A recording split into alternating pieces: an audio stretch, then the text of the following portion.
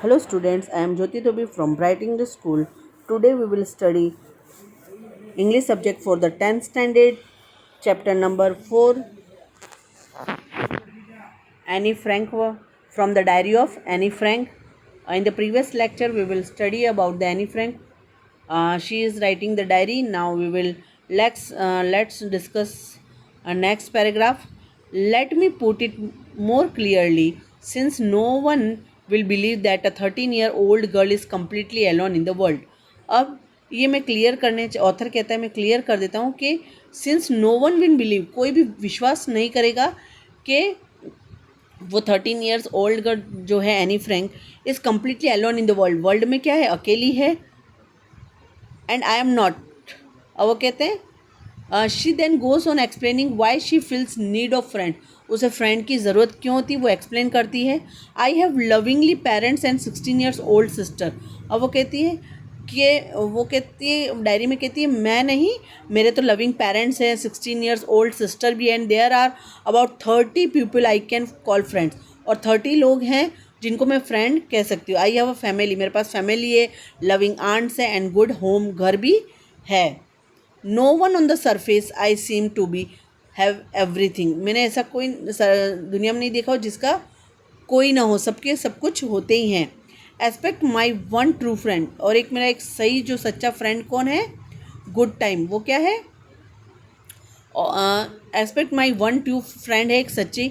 All I think about when I am with friends. मैं जब सोचती हूँ, जब मैं अपने दोस्तों के साथ होती हूँ, is having a good time, वो अच्छा समय था जब मैं अपने दोस्तों के साथ होती हूँ. I can not bring myself to talk about anything. और मैं अपने आप को बात करने रोक नहीं पाती हूँ. But ordinary every things a day, every day मैं सब ऑर्डिनरी सारी जो चीज़ों की बात वो करती हूँ. We don't seem to be able to get any closer. और हम एक दूसरे से मतलब ज़्यादा क्लोज़र भी नहीं होते. मीन्स इसमें बताया गया है कि she is not because she has a loving family near about 30 peoples. 30 लोग कॉल्ड फ्रेंड्स कहते हैं, loving aunts, good people, place to stay. This depicts a clear picture of a happy family. ये जो सारा क्या है, हैप्पी फैमिली का बता रहा है इसमें. A presence of a true friend with whom she can share everything. She does not have a good time with friends. They talk about stuff but not a real stuff. वो ऐसे कठोर की तो बात करी स्टफ़ की, but real में नहीं है. ट्राइंग हार्ड, मेहनत करती है. They are unable to get closer, वो एक दूसरे से क्लोज़र नहीं आते हैं. She feels that maybe it is her who is not able to trust anyone. और ये सोचती है कि मैं किसी पर विश्वास नहीं कर सकती, सिचुएशन ऐसी है. She feels that the current situation can not be change and दस. और वो सोचती है कि जो सिचुएशन है अभी बदल नहीं सकती. She needs to write her feelings in the diary. और वो सोचती है कि मैं अपनी सारी फीलिंग्स कहाँ लिखूँ, डायरी में लिखती हूँ. अब इसमें कह रही है they we don't confined in each other. Confined to tell personal things privately to a person that one trust. यानी वो सोचती है कि मैं ऐसी चीज़ें, पर्सनल चीज़ें मैं हर किसी को नहीं कह सकती हूँ.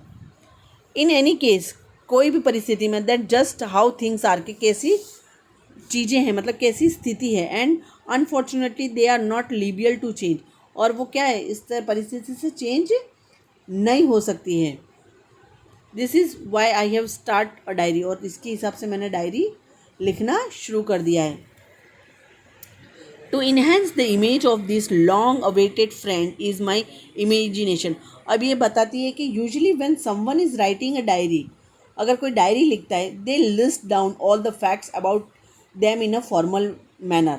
और वो सारे जो हकीकत होती है वो डायरी में लिख देता है एक फॉर्मल में ईजी तरीके से, which the author does not want to do. लेकिन ऑथर ऐसा नहीं चाहता है. This is because she wanted to give her need for a friend. क्योंकि वो ऑथर क्यों चाहता है, मतलब ऑथर क्यों वो ऐसा चाहती है, क्योंकि उसको एक फ्रेंड चाहिए है. अ शेप एंड दस, वो शेप के हिसाब से. And thus decided to name diary as a Kitty. अब वो उस डायरी का नाम क्या रखना चाहती है, kitty. Hopping that someone would read her diary one day. वो सोचती है कि शायद मेरी डायरी कोई एक दिन कोई पढ़ेगा. She thinks that writing without giving detail. और वो सोचती है कि शायद इस राइटिंग डिटेल में नहीं लिखूँ. अबाउट द ग्राउंड स्टोरी, क्या स्टोरी में पीछे क्या हो रहा है वो सब नहीं लिखना है। वुड बी इनफेक्टिव, ये अफेक्टिव नहीं होगा। So despite not wanting to do so, ये इसके हिसाब से मैं ये करना नहीं चाहिए।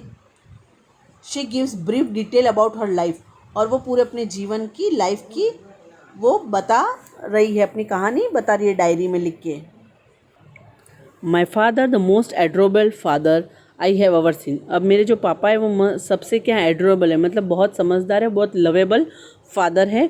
मैंने वन कुड गेट, यानी the most lovable father one can go could get, यानी मैंने ऐसे पापा मिले हैं मुझे, मतलब बहुत ही अच्छे। He did not marry my mother until he was 36 and she one was 25। मेरे पापा ने मेरी मदर से शादी तब तक नहीं की जब तक वो 36 के नहीं हो गए और मम्मी 26 की नहीं हो गई। यानी he father married her mother when he was at the age of 36, यानी इसके पापा कितने ईयर के हो गए 36, और मम्मी 25 ईयर की हो गई। She and her sister Margot were both born in Frankfurt.